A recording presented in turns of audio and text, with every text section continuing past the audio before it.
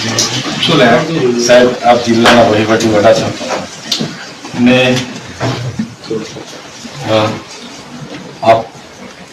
આપે એવી કોઈ મારા વતી સાંસદને અહીંયા બોલાવ્યા હતા અને નીલરાવને બોલાવ્યા હતા અને આપે એવું કીધું છે કે ચૈતરભાઈ 1.5 કરોડ માંગતા હતા પણ માંડ 75 લાખમાં પૈતું છે અને એમને 75 લાખ રૂપિયા આપણે આપવાના થાય છે. ત્યારે સાંસદે એવું કીધું કે ના ભાઈ, આપણે 1 રૂપિયો આપવાનો થતો નથી.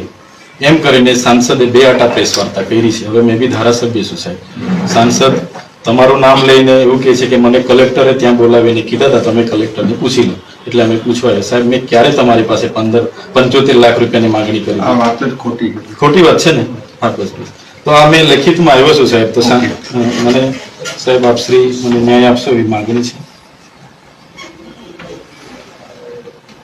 સાહેબ. આપણે માર્ગ અને મકાન વિભાગના એક્શન સાહેબને બી પૂછી લેજો, એમનું નામ પણ આવે છે એટલે કદાચ એ રીતના.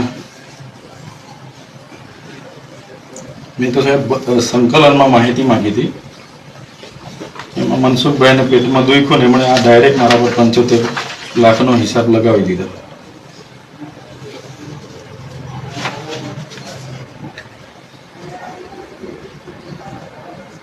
સર આ રિસીપ્ટ.